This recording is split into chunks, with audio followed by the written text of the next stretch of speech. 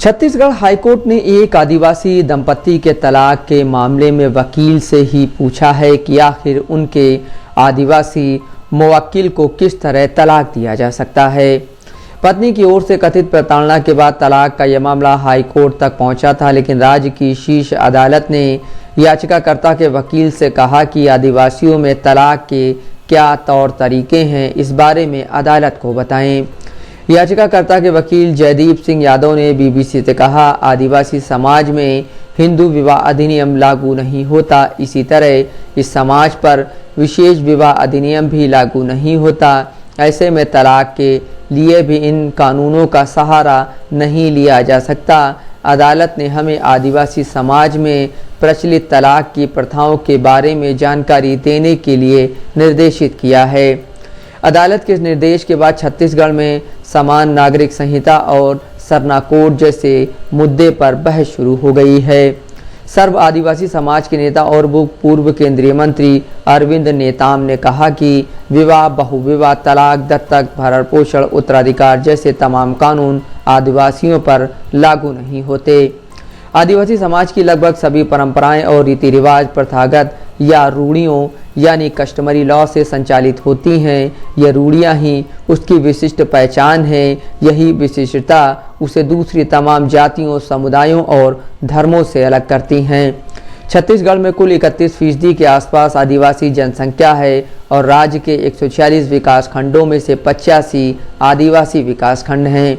छत्तीसगढ़ में कुल 42 आदिवासी जातियां निवास करती हैं और इनमें से अधिकांश जातियों की सामाजिक, सांस्कृतिक और धार्मिक मान्यताएं अलग अलग हैं। इन जातियों के जन्म, मृत्यु, विवाह जैसे संस्कार में भी भिन्नता है।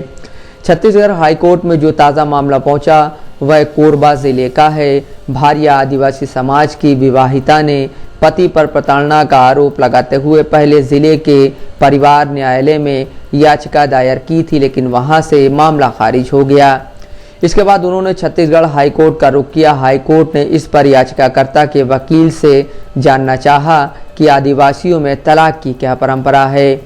आदिवासियों में तलाक सहित कई मुद्दे समाज की पंचायत तय करती है। हिंदू विवाह अधिनियम, हिंदू उत्तराधिकार अधिनियम, हिंदू दत्तकता और भरण पोषण अधिनियम, हिंदू वयस्कता और संरक्षा अधिनियम जैसे कई कानून आदिवासी समाज पर आमतौर पर लागू नहीं होते।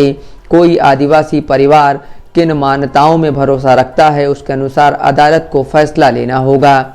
आदिवासी समाज के भीतर विवाह विच्छेदन यानी तलाक बहुत आम नहीं है। कुछ समुदायों में सीधे सीधे पत्नी को घर से निकाल दिया जाता है।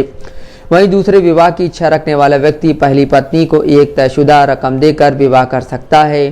कुछ आदिवासी समाज में पत्नी को एक छोटी रकम देकर तलाक लिया जा सकता है, लेकिन इन सब मामलों में आदिवासियों की अपनी सामाजिक पंचायत का निर्णय सर्वोपरि होता है।